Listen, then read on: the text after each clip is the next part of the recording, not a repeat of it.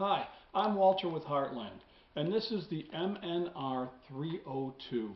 What this is it is a rail system for your Mosin Nagant. It offers you two side rails and a bottom rail. It also has a swivel stud on the bottom.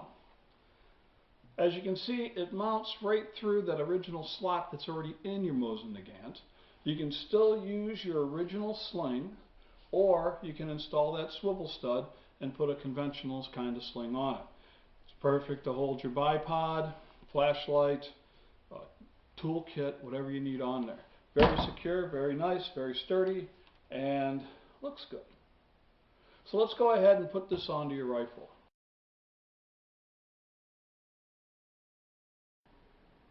Before we start the installation, you want to make sure your rifle's unloaded and safe to work with.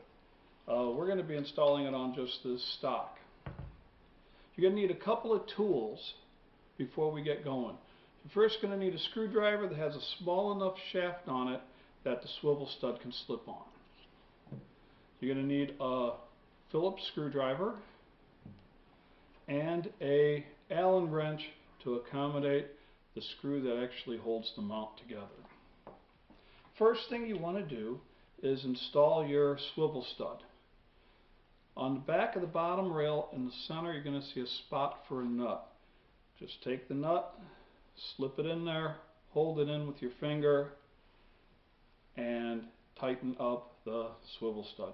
Now this is where that little screwdriver comes in. Slip it through, and you can just tighten her right down. Second thing you're going to want to do is mount the bottom rail to the body. Okay, you have these little Phillips screws. There's two of them and two nuts. What you want to do first is take a nut, put it inside the cutout, hold it with your finger, and flip this over. Take your body, line it up with the holes, take one of those little screws, set it in, and start the screw. You don't want to overly tighten that until you get the other one in. So grab your other nut, set it in there, again hold it in, flip it over, insert your Phillips screw, and tighten it down. At this point in time, you can tighten both of those down. Now, your swivel stud is optional, so if you don't want to use it, you don't have to install it. The nut's in there and it does not rattle, so you should be pretty good if you just want to have that in there, and so you can put your swivel stud in and out. We're going to install it with the swivel stud in, but that is optional. Now the next part's kind of tricky. What you want to do is take your body and line it up so it matches the slot in your stock. Take your rail. There's going to be a cutout on the top of it. Set it on. Take your screw, your long screw, and put it through all the way. Flip it over. Take your other rail, make sure the slot's on the top, and set it on. You're going to want to set your nut in the little spot for the nut on the side rail. Kind of hold that on, flip her back over, take your Allen wrench, and just get that started.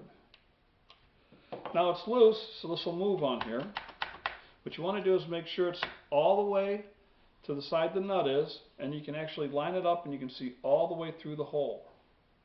Take your next long screw, put it through going in the other direction, flip it over, set your nut in, hold it with your finger, and tighten.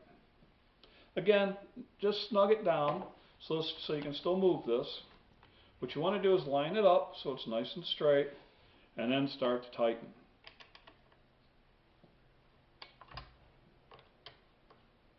Just snug it down a little bit at a time.